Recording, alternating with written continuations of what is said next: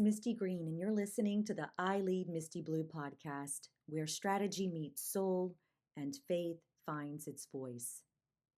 If you listened to the last episode, The Drift, then you already know that Samson's story, it doesn't begin with Delilah, and it certainly doesn't begin with something as simple as a haircut. No. Long before the woman, whose name is always associated with Samson, Samson had already began to do what? He began to make small decisions regularly that slowly shifted him away from his purpose.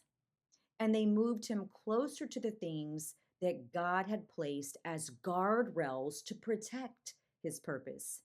We talked about proximity. We talked about that road to Timnah, the vineyards along the way, the lion that came roaring out of nowhere, and the honey that Samson later scooped from the carcass of the very thing that he had once defeated. We talked about what it means to reach back into something dead because something sweet is still inside of it. And we talked about how the drift rarely looks dramatic while it's happening.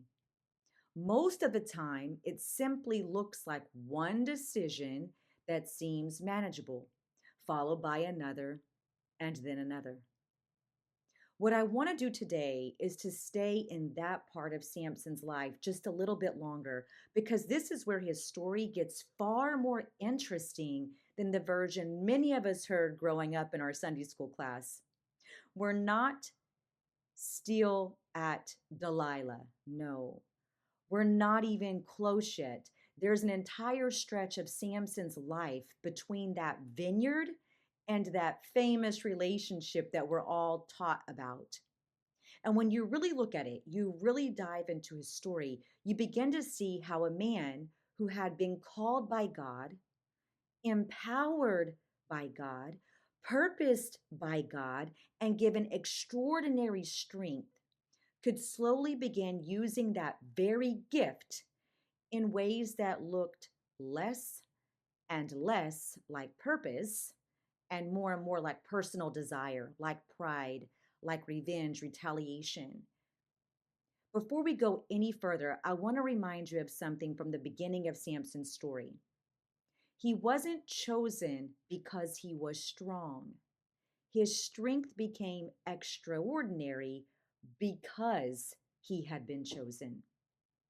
Before Samson ever knew what his body would be capable of, God had already spoken purpose over his life. His mother had been told that this child would be set apart and that he would begin the work of delivering Israel from the Philistines. See, that matters because Samson's power was never meant to exist without purpose. His strength was not simply a gift he could use however he wanted to. No, it was attached to an assignment. And that is why the guardrails mattered so much. See, the Nazirite instructions around Samson's life were not random. He was not to drink wine or any strong drink or consume what came from the vine.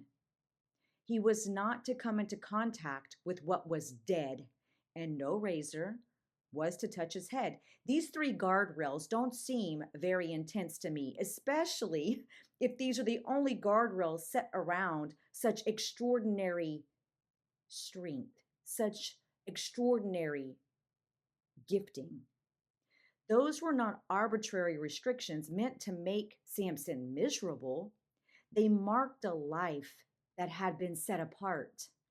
They were reminders that what Samson carried belonged to something far greater than himself. Yet, Samson's story begins showing us how quickly a guardrail can become something we negotiate once we become convinced that we are strong enough to manage what it was designed to keep us away from. And that takes us back to Timnah. Samson had gone down to Timnah and seen a Philistine woman in the town. When he came home, he told his parents he wanted her as his wife. His parents were extremely concerned, and understandably so. See, the Philistines were not simply another neighboring people group. No, they were the very people who, in that time, were oppressing Israel, the same people Samson had been called to begin delivering Israel from. His parents asked whether there was not a woman among their own people that he could marry instead, but Samson had already decided. He had seen her and he wanted her. And scripture records his response in a way that I think tells us something important about him. He wanted her because she was right in his eyes. I keep coming back to that phrase because there's something deeply human in it. Samson wasn't standing in his parents' home saying, I reject God. No, that's not what he's saying overtly. He wasn't declaring that his calling no longer mattered. No, he was simply allowing what looked right to him to become far more important than the wisdom being offered to him. And that is how proximity and the drift often work. We don't always abandon God in one dramatic moment. Sometimes we simply begin trusting ourselves and our own desires a little bit more. We give our own judgment a little bit more authority. We start saying, I know what I'm doing.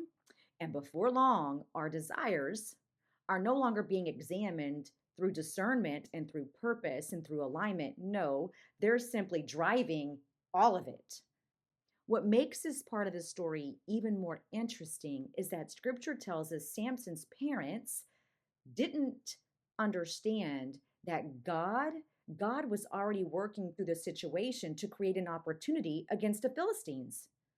And I love that detail because it reminds us that God's sovereignty isn't dependent upon our perfect or imperfect motives. No, God can work through complicated decisions, and He can even work through those of us who are stubborn and imperfect relationships, and He can work through, and His sovereignty will show itself strong even in the midst of human mess without necessarily endorsing every motive or every desire we may have. No, God's purpose will still show itself strong, even in the midst of our chaos and our decisions and our desires. That distinction matters. God can use something without approving of everything it produced.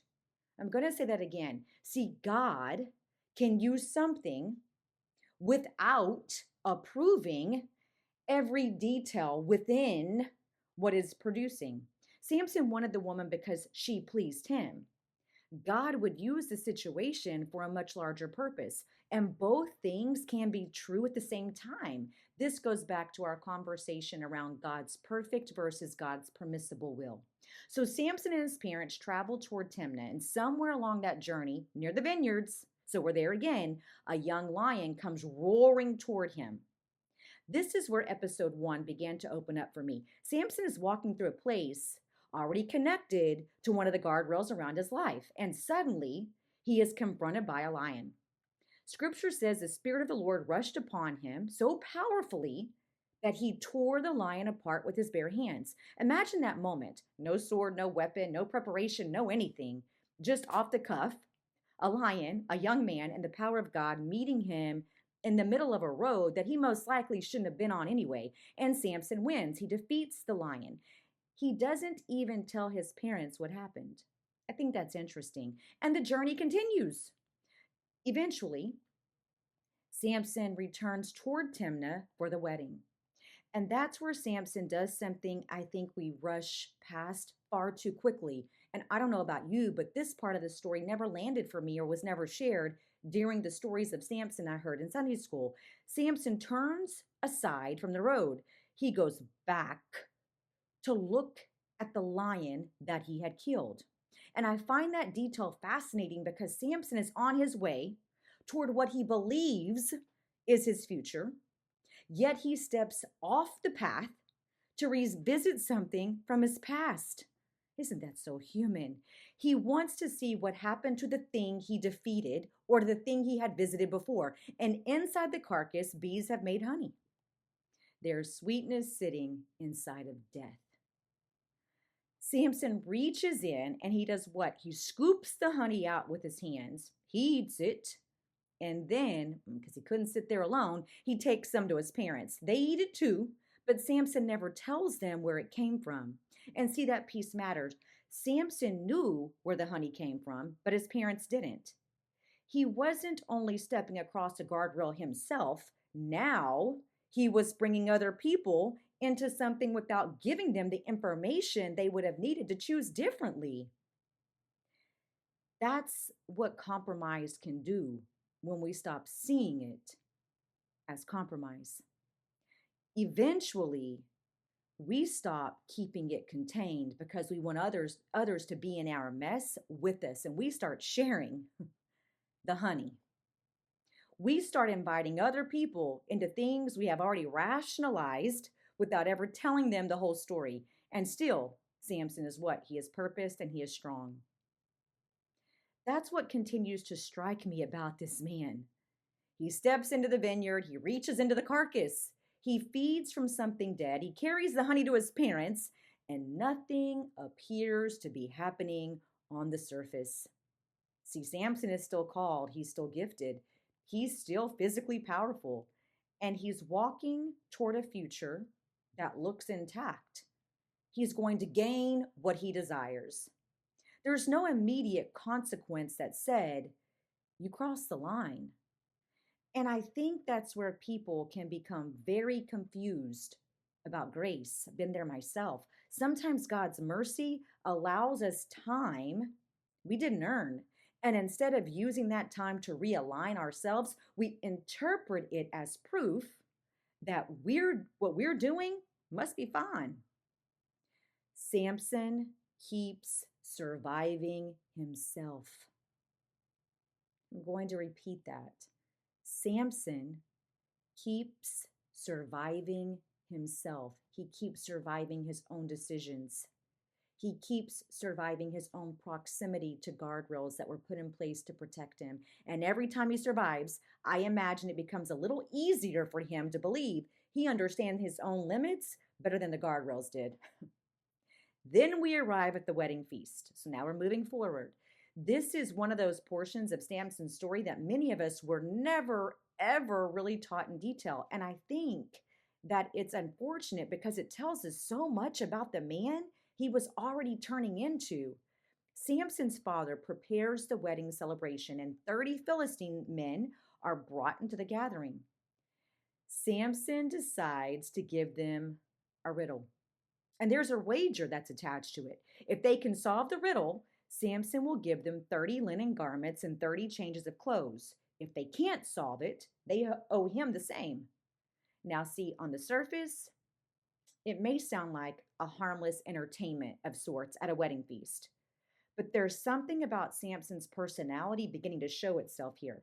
And that's where I found pause in the scripture. He knows the answer to a riddle no one else could possibly know because the riddle comes from his private experience with the lion and the honey, a story he has shared with no one. Out of the eater came something to eat, and out of the strong came something sweet. That was the riddle. Out of the eater came something to eat, and out of the strong came something sweet. The men have no reasonable way to be able to solve it. They don't even know where to start. And Samson knew that. I can't help but think about the way we sometimes use our own intelligence, our own humor and sarcasm, our own strength and experience, or even position to put ourselves above other people in subtle ways. It happens all the time. And we even call it joking. We call it, being funny or being clever, having great personality. We sometimes even call it, if we're being honest, competition. Sometimes the person on the other end, though, on the other side, they experience it as humiliation and condescending. The Philistine men, they couldn't solve Samson's riddle. There was no possible way. So as the days passed, frustration grew. And eventually they go to Samson's wife and they threaten her. They tell her that if she doesn't get the answer from Samson, they're going to burn her and her father's household. Think about what's happening here. This woman is now terrified. She's just entered into a marriage, and suddenly men from her own community are threatening to burn her alive because of the acts of her husband. She doesn't go to Samson and tell him what they have said to her. No, she doesn't tell him about the threat. She doesn't trust him with the threat yet. Instead, she goes into action. She begins to try to resolve the situation, and she begins pressing Samson for the answer to the riddle. She cries and she tells him that he must hate her. She tells him that if he loved her, he would tell her what the riddle means. This continues, not once and not twice, but day after day. Eventually, Samson gets so irritated that he simply tells her the answer to the riddle, and she immediately gives that answer to the Philistine men. They return to Samson with the answer to the riddle. Samson knew exactly how they got the answer.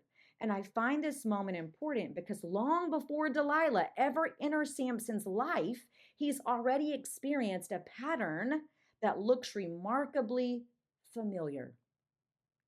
A woman close to him is pressured by her own people. So what does she do? She pressures Samson.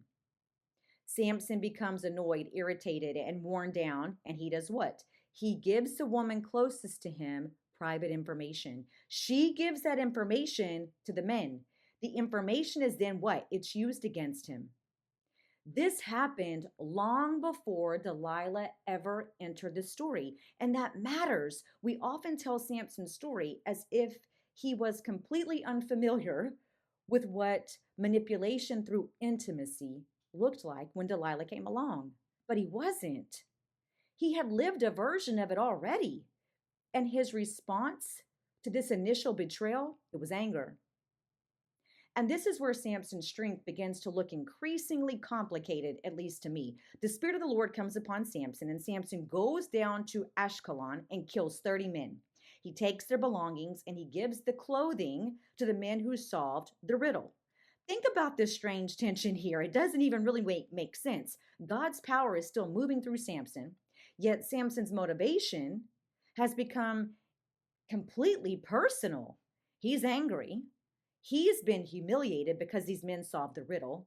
He's lost the wager, so now he's upset about that. And now 30 men are dead. Then Samson leaves and he returns home because he's angry at his wife. He returns back to his father and his mother's home.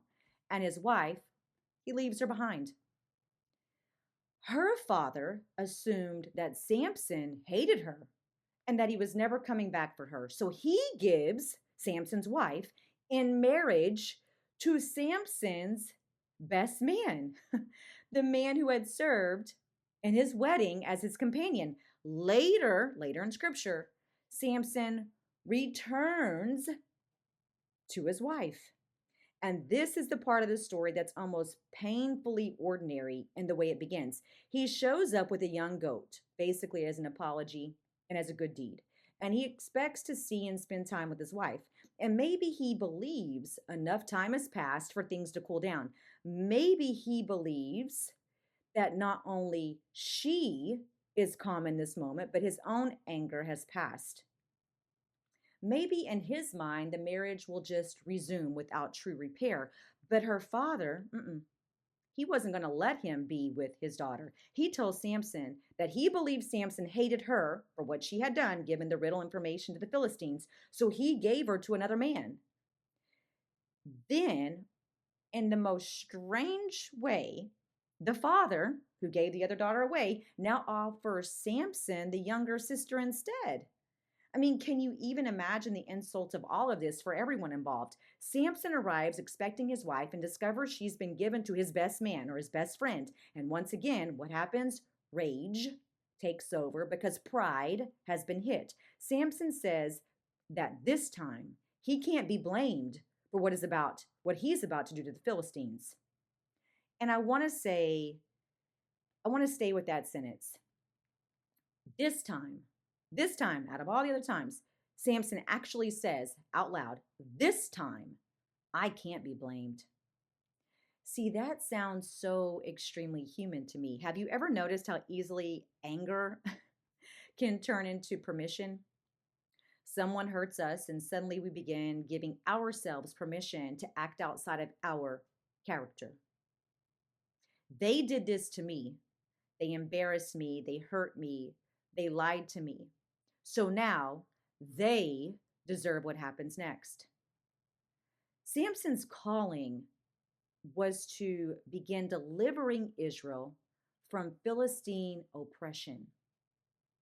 But listen to the language he's using now, the language that governs his life and his actions. It's becoming so personal. You hurt me, so I'm going to use the gift that was given to me to now hurt you. Samson catches 300 foxes. He ties their tails together, and then he attaches torches to the foxes' tails. He lights the torches and sends the animals running through the Philistine fields. The grain, vineyards, olive groves, they're all destroyed. It is an extraordinary act of retaliation. And here comes the vineyard again. Yeah, the vineyard was here again, shows up again. The very place that once represented proximity and temptation in Samson's own life is now part of the destruction he unleashes on someone else. When the Philistines discover who caused the devastation, they ask Samson, "Why did you do it?" And they learn that Samson was angry because his wife had been given to another man. So what happens now? Everything is escalating. That's how conflict works. And they retaliate. They go to the woman who he had married originally and to her father. And what happens? They burn him to death. So the very thing they threatened to do if she hadn't given the answer to the riddle ends up happening to her in the end anyway. That's the heartbreaking part of this story. She had been threatened with fire if she didn't betray Samson. She betrayed Samson trying to save herself and her father, and eventually both of them are burned anyway. So proximity to these people from Samson ends up causing their very death. That is what cycles of fear and retaliation and being human and vengeance and violence, that's what they do. They keep expanding until everyone is paying for something that began somewhere else. Samson sees what the Philistines have done, and his response is not reflection. Again, it's what? It's revenge. And he attacks them viciously. Then, what does he do? He retreats to a cave in the rock of Edom. And I find the cave interesting. There's another man in scripture who we've talked about before, and we'll come back to later, where we see another man in scripture seek refuge in a cave. See, David would hide in the cave of Adullam while running from Saul. And I'm not going to stay here today, but I want you to remember it because eventually we're going to come back to the difference between Samson and David. Two men who knew what it was to be gifted, chosen, hunted, and even required to hide, yet responded to those seasons very differently. For now, though, Samson is in the rock of Edom. The Philistines come into Judah looking for him, and 3,000 men of Judah go to Samson. 3,000 of his own people, not Philistines, but Israelites. They're even getting fed up with him. They ask him what he has done. Their concern is understandable. His personal war with the Philistines has now brought danger directly to them. And Samson gives an answer that tells us exactly where his mind is. I only did to them what they did to me. And there it is. Not that God called me to deliver Israel. Not even that I am confronting oppression. It's not that I'm fulfilling the assignment on my life or operating in my purpose. No. It is very simple. I did to them what they did to me. And somewhere along the way, the mission has become what? It has become personal and it is anchored in revenge. The gift, though, it's still there. And the strength is still there. And surprisingly enough, God's power is still present. But Samson's personal anger is increasingly deciding where that strength gets pointed. And this is where his story becomes uncomfortable for anyone who's ever been really good at something, just naturally gifted, because gifting can continue operating even while motives drift or are compromised. You can still be effective while becoming extremely unhealthy. You can still lead and preach and teach and even produce and even accomplish things. And because you're still winning, nobody, including you, may realize how far your motivation has moved from where it originally began. See, Samson allows the men of Judah to tie him up and hand him over to the Philistines. When the Philistines see him bound, they begin shouting in triumph. They think they have finally got him. Then what happens? The Spirit of the Lord comes upon Samson because it wasn't his time yet. And the ropes on his arms, they fall. They fall away. And Samson looks around and finds the fresh jawbone of a donkey. And with that jawbone, he killed 1,000 Philistine men. 1,000. Try to imagine the physical reality of that. One man, one jawbone, and 1,000 bodies. By any human standard, it's impossible to comprehend. But again, Samson what? Samson comes out victorious. He wins. And the Spirit of the Lord empowered him, and nothing seems to be able to hold Samson. He walks away from something no ordinary person could survive.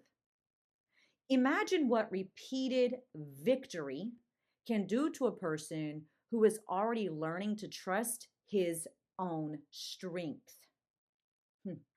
Afterward, Samson is exhausted. This is where the story echoes the prior lesson we found with the lion in a way I find almost beautiful. After the lion, there was hunger. After the battle with 1,000 men, there is thirst. Strength doesn't eliminate depletion. Strength doesn't remove exhaustion. You can win and still be empty. You can accomplish the impossible and still need something you can't provide for yourself. Samson is desperately thirsty. And this time, he does something important. He calls out to God. He acknowledges that God has given him the great victory, and he asks whether he is now going to die from thirst and fall into the hands of the Philistines. God answers. Water comes from a hollow place, and Samson drinks. His strength immediately returns, and once again, God meets him. I think about that moment because Samson's life is messy by now. There's so much pride and so much anger and so much retaliation and self reliance, and still there's grace. God gives him water. That doesn't mean every decision Samson has made was wise. It means God is still God. Grace is not the same thing as approval. Sometimes grace simply means God is giving us another opportunity to remember who our strength came from in the first place. Samson judges Israel for 20 years during the days of the Philistines. 20 years! That detail matters because it reminds us this is not a young man having one chaotic weekend. It's not a one-off or one moment. This is a life. Years are passing and patterns are truly beginning to take shape. Success is even accumulating. Samson has repeatedly done things no other person could do. He has torn apart a lion. He has killed 30 men. He has burned Philistine crops. He has fought and survived retaliation. He's broken ropes. He's killed 1,000 men with the jawbone of a donkey. And every extraordinary feat has reinforced the exact same reality. He is incredibly strong and capable. But I wonder whether the gift that was meant to remind Samson of God's power slowly became the thing that convinced Samson of his own. That's one of the dangers of being successful for a very long time. Eventually, we forget how much of what we carry was given. We start calling grace expertise. We start calling favor talent. We call God's covering good judgment. We begin to believe that because we have survived difficult seasons, we must always know how to navigate them. And then Judges 16 opens up with a sentence that almost feels shocking in how casually scripture gives it to us. Samson goes to Gaza. He sees a prostitute and he goes to her. That is essentially the only explanation that we get. It's very short. And I've always found that fascinating. This man was set apart before birth. He was called by God. He had experienced the Spirit of the Lord moving upon him repeatedly. He had judged Israel. He had seen supernatural provision. And scripture simply tells us that he saw a prostitute and he slept with her.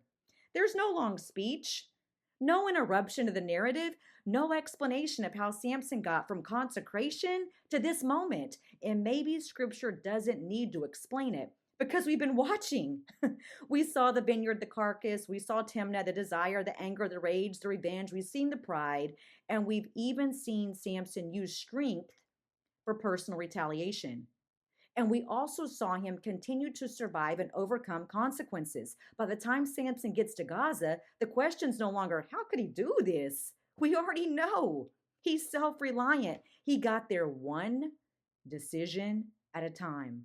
And that's the thing about the drift. Eventually, what would have shocked us in an earlier version of us, it becomes something the current version of us can do without even stopping to explain it or reflect on it. And Samson goes to the prostitute. The Philistines hear that Samson's in Gaza and they surround the city. They wait at the gate through the night, planning to kill him in the morning. And once again, what happens? Samson has put himself in a place of incredible vulnerability. However, he gets out. At midnight, Samson gets up, goes to the city gates, grabs the doors, and he grabs the posts, and he grabs the bars, and he pulls the entire structure straight from the ground. He puts it on his shoulders, and he carries it away. Just imagine this sight.